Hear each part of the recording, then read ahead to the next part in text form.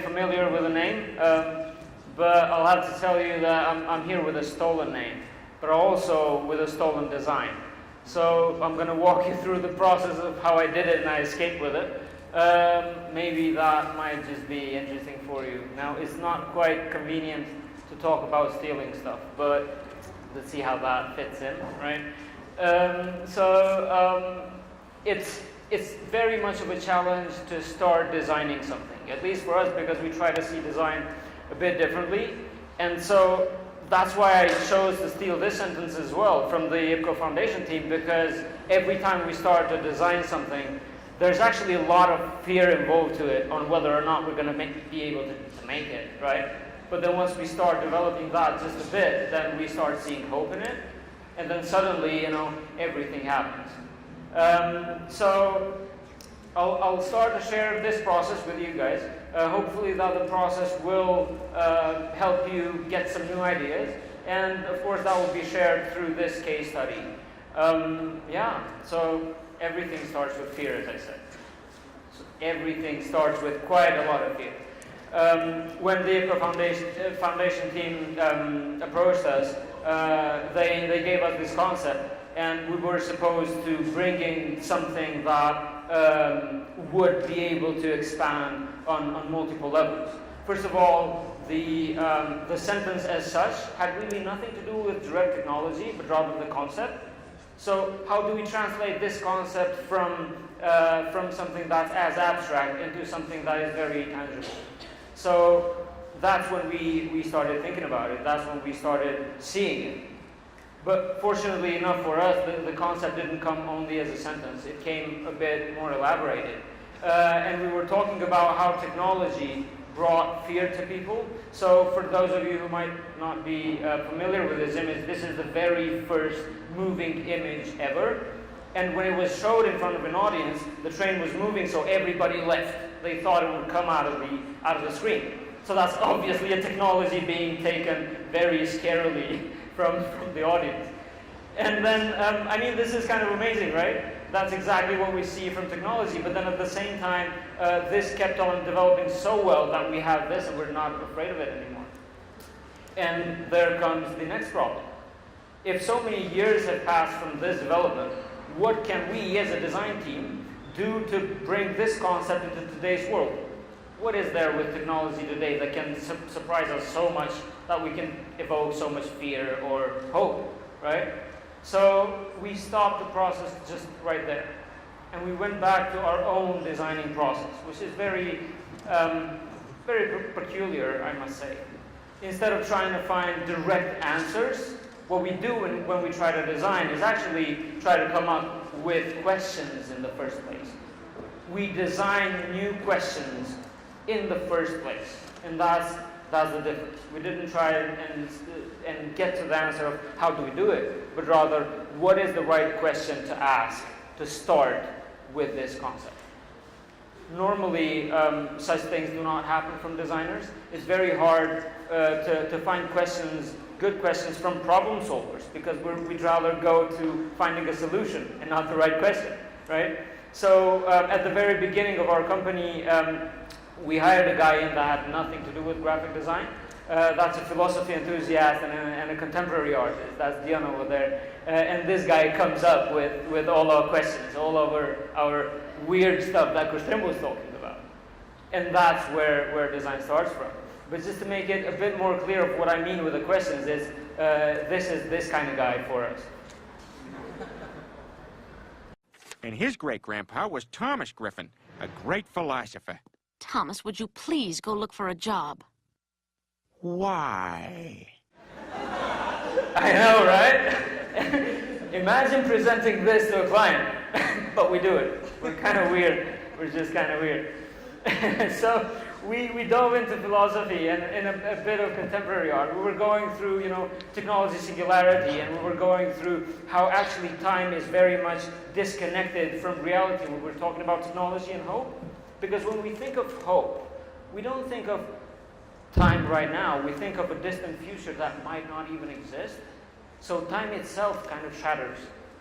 And we go from one concept to the other, and we go from one question to the other, until Dion comes up with a question. you know, if technology now does most of our work, or at least it's intended to do, then why should we be the ones to design at all? Why not steal it? Right? That's easy. And apart from that, is if we're stealing it, if we don't want to do the design, then how do we evoke fear? And how do we evoke hope? That's the basic of this concept. After a lot of fiddling around, we decided to just trust it to the less evolved creatures. We decided to trust all of our design to animals. And that to animals not well trained, not animals that we go and we push them to do stuff, because we got to be careful with that, right? We're talking about other lives, whether it's not human or it is, we still need to be careful of life. So we just decided to go out there and see what happens. Went around, fiddled around quite a bit, and well, we're talking technology and we're talking design, and we want somebody else to do it for us, but they're not quite good at computers, so we bring in a guy to make the computer for us. And that's when another guy comes in. That is Dren, our engineer, friend of ours, that just hopped in and was accepting to listen us out. We're quite weirdos, right? And we decided to go and build a platform from which we would then extract the design itself. And that's how hope started looking up, right? From all this process, from all this going around, not knowing what to do, asking the questions, not knowing whether they're the right questions, we ended up at a specific answer that now started seeing its own hope. This is what the process looked like. Practically what the whole setup looked like. We built up a platform on top of which we would put food, and then there would be a 360 camera over here, 2 cameras to track their movements. Sorry, one of them should have been up top. But this platform would be then linked by 2 speakers. And what happens is, every time that these birds would come to eat the food, a cat noise would play out. So the food would be their hope, but I mean, if you want to get food, you got to get through a bit of fear, right? So they jump into, and if they're scared enough, they leave without the food. And if not, well, I mean, good for them. So there's fear and hope extracted from a different source. And then what we would do is we would extract that movement, we would extract that behavior, and then just generate design from it. However it comes, we wouldn't be able to judge that. How do we judge that, right? So this is it. This is sort of the ready-made of design. For any one of you going a bit into fine art, a lot of people judge ready-made art quite a bit. Now we're going to ready-made design. Not quite popular, definitely. So well, this is what happened live. Could you go ahead? We found out that pigeons are quite chickens. They were scared shitless. Look at them. They kept looking. None of them would go in. This was the first day while we were still testing it out. Look at them. They just look around. Nothing. And this guy. This is crazy, right? So that didn't quite work out that well. What we did was we painted the whole platform. I need a second before you play that. We painted out the whole platform. And we retried. So we went to the park for about 5 days from 6 a.m. till afternoon to try and get them kind of used to the situation. But we didn't expect a happy accident to happen. Yeah. This guy. So he came in for the food. You cannot hear it here. But then once he stepped in, he heard the cat. Then he came all around the camera. And where the hell is that cat? I was about to say fuck, but anyway. So we got this guy. That's another accident. And again, we did trust these creatures to do the design for us. So we didn't judge, we didn't take them away, but rather we got them inside. We accepted them as they were. And now there's the raw data. After so many days, we had gathered all sort of positions, we tracked them, we put it in this one in a different way of looking, but we did have the data. Then we jumped into models. Of course, we would have these other 3 animals involved. Cat is a bit of the black cat, simply because it wasn't actually there, but it was still present. the bird that approached later on, and the dog, the first character of our, the first of our main characters. This is the movement. So after the tracking was done, this is sort of the flight of a single bird. So he comes in to the screen. This is where it all ends and we cannot track it anymore. Goes around the stage, and this is practically the middle where the 360 camera is. Has some food on various places, and then leaves back out. Right? So we take this data, we model them in different positions, and then we extract tiny parts of it throughout the whole branding. Right? And then, yeah, we go to something else. We decided that, yes, we're not going to make design. And yes, if we're talking about technology, we need to be real about it. Enough with the sugar coating, enough with us trying to make everything look so beautiful, because it's not. In reality, nothing is so beautiful. In reality, nothing is like those Instagram beauty pictures. It's not. We use technology like this, not like a very small percentage of us as designers. And what we do when we try to do that, we use Word, we use Excel, right? We use Word art. We fucking love Word art. I don't know, right? And then we mess up with the fonts so bad, and we decided to bring that in. I mean, it was a bit of a hassle for us designers to design stuff that non-designers would design. So quite a peculiar process. But we had to go through it. It was a learning curve for us, because this is what reality looks like. I don't want to make it look better. That's what we are, and this is what this conference is all about, because it brings actual doers here, not people that sugarcoat stuff, not people that go on these campaigns and say, hey, we're the cool guys. They're actually the guys that get their hands dirty to make this happen so that we can use it. And this is what we brought in. So I'm sorry you didn't like the design, but that's the real world.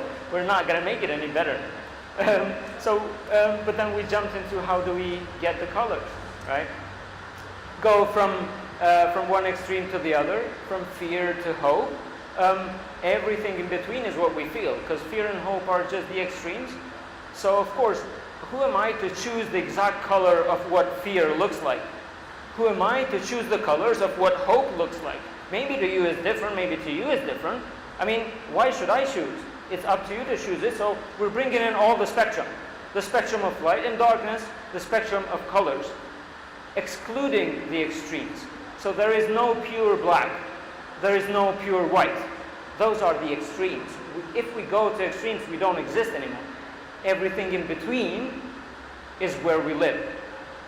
And that's what you can see. So these are the results. These are some of the first movements, and then we went to generating random images as well. Some of it is what the computers generated for us. So we used random effectors throughout different software so that they could just generate their own design as well. This is what happened. Like, this is what would normally happen if you ask a random guy to design something for you. Somebody that is not a designer, right? So, sorry guys. hate us, but well, And of course, the GIFs for social media, they continued with those patterns, random cuts, random lines, all taken out of the context, of the initial context. Again, going back to social media, we then cropped out series of them, and we're trying to grab enough attention with the contrast between colors so that it also sort of brings the idea out of fear and hope at the same time, depending on how you would want to perceive it. Continuing with more structural details of the bodies themselves, and then the posters. So the posters had a different way of being executed. They would be always together. I don't know how well that was executed in the streets, but I saw it in a couple places. So when we do an experiment, we try to have the raw data here, and then we have our all of our sort of numbers and everything, the data over there that we produce after it, right? So we have all of our studies over there. So what we did was we kept clear the part where we got the actual raw data to make sure that there's the facts, and this is how we present them. So there's always two sheets to every story. And it went out throughout printing. We had to go and manufacture these t-shirts to have the gradients. We couldn't find to buy easy ones to be able to be sold that cheap, so we had to go and sort of make these gradients by hand. Further on with all these animals. Then what we did was we also designed the photocopy look. When you photocopy something, you kind of get that weird black gradient. Well, I mean, this time we did it like just because we want it. We kind of like that weirdness of a photocopy. That's what happens. What can I do about it, right? And yeah, this will be the 360 video. You guys could maybe just have a look. It's on social media. Maybe have the glasses on. What we did was we took the ThermoKiss stage, and we took the video, the raw data, and then we plugged them all together.